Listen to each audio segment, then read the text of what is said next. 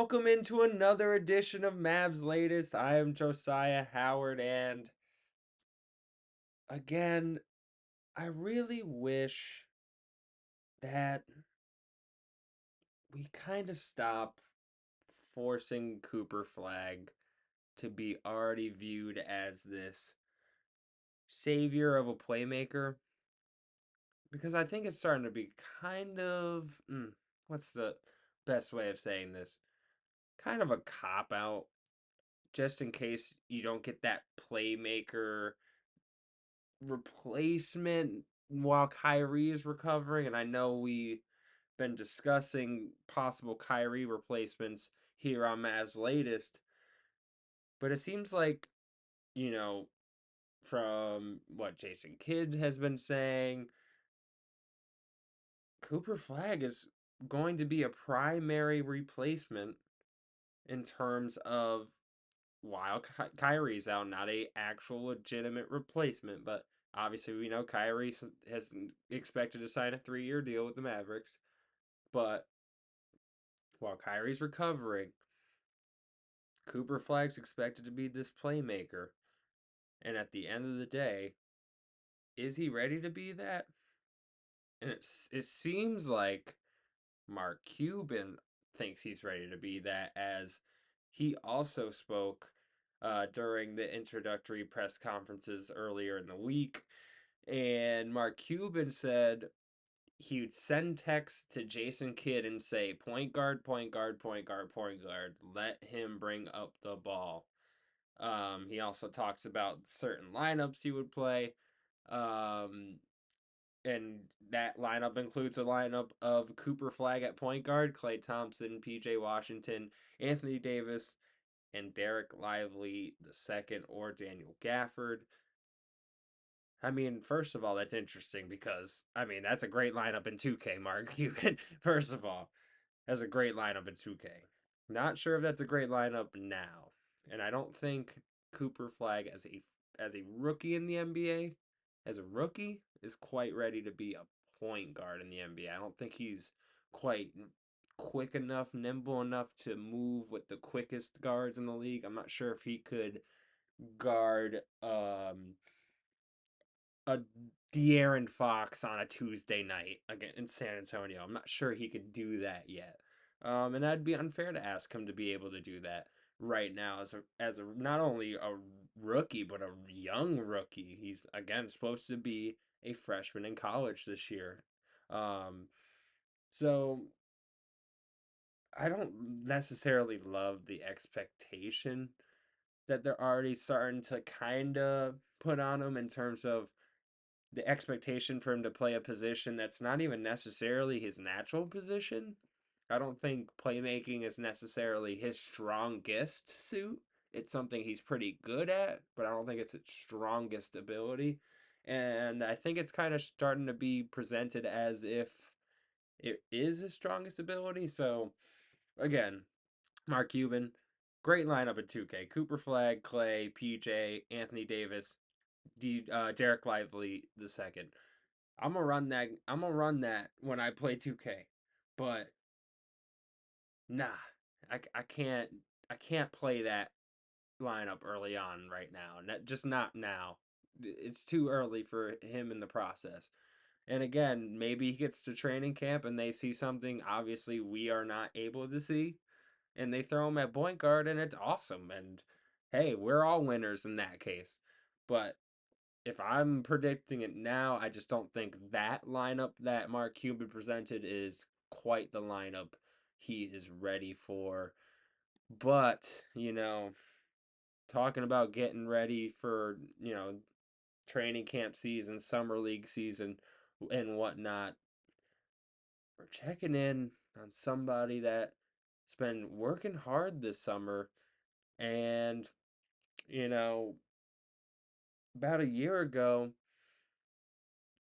you wouldn't really necessarily think this is somebody that's working really hard, and that is Luka Doncic.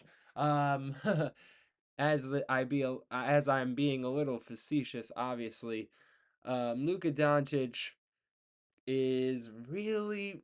really motivated going into this year is obviously not only being traded, but just the way he was being treated on the way out. And of course, according to ESPN's Dave McMenamin, Doncic obviously remains motivated heading into the season and is committed to his offseason training and nutritional program.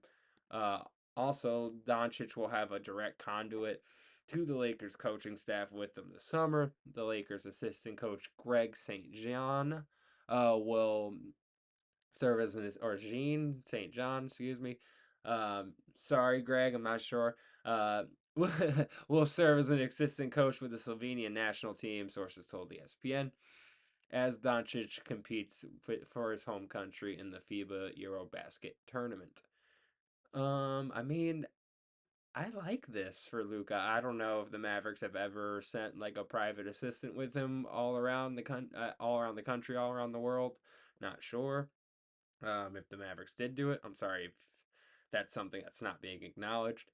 But if they haven't, then the Lakers have started a real good trend with that. I like that for Luka. And maybe if his habits weren't as great in Dallas, maybe, sometimes you just need a kick in the you know what to get you going. And nothing like a trade that nobody wanted to get you going and get you right in the summer. And good luck to Luka. Nothing but love for Luka Doncic here. And I hope he has a great season. Looks like he's getting ready and getting right, and nothing like a little motivation to get you going for the summer. So, again, Luka Doncic, he's getting ready for the season, and watch out if he has a healthy season. We all know what he could do. So, now I want to get to another story because obviously, we talk about the Luka trade and just the culture that is kind of shown around that. And on the Dumb Zone podcast hosted by local radio personalities Dan McDowell and Jake Kemp, they discussed yet another example of why maybe the Mavericks aren't in the best of hands in terms of the direction they're going, even with the Cooper Flagg pick and all. But according to Marshall, Dumont and company did not pay Mavericks employees playoff bonuses during the 24 NBA Finals run, breaking a custom of every NBA team. This cheap move to avoid taking care of employees and indictment in terms of just, to be honest with you, this is just not right in terms of just tradition. I mean, hopefully, it's not true. You know, that's really not cool if it is true. Um, but yeah, according to that pod again, the Dumb Zone podcast. So yeah, of course, that's just a tough situation. Yeah, definitely a tough situation. Like, you never want to when you win when you I know they didn't win the championship, but when you go on a far journey like that, you always want to kind of give back to the staff and the people that helped you get there and that help out day to day. So hopefully that's not necessarily fully, you know,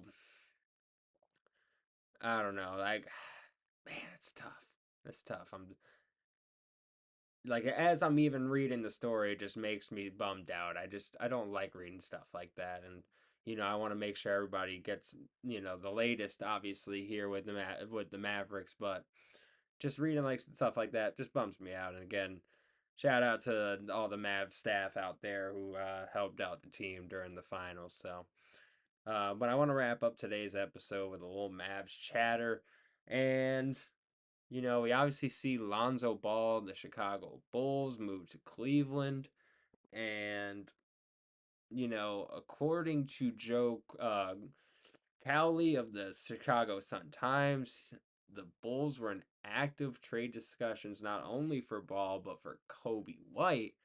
And one team that I really think should see what the value is with Kobe White is Dallas Mavericks. Like, not only is Kobe White good in the short term, it is that's your a point guard option when Kyrie's hurt, but when Kyrie comes back, he would fit so well with that team, and the floor spacing and just somebody that can go get his own bucket. Um, I think you can never have a shortage of guys in the NBA who could go get their own bucket. So again, Kobe White, if he's available, if he's somebody that the Bulls are truly shopping, I do think the Mavericks should at least see where the value's at. But one more person that I saw that the Mavericks might try to get on the mid-level exception, which when I say this person, I'm not sure they'll be available for the mid-level exception, but D'Angelo Russell. If D'Angelo Russell at this point, his value is a mid-level exception, you might want to take a flyer if you're Dallas. Because at the end of the day, you could waive him when Kyrie comes back if you don't love what he's given you.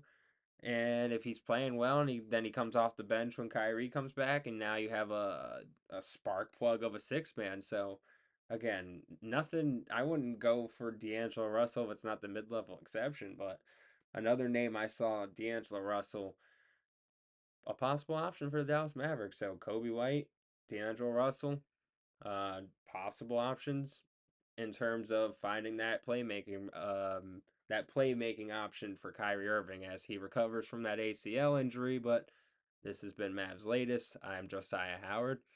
Please subscribe. Please comment down below.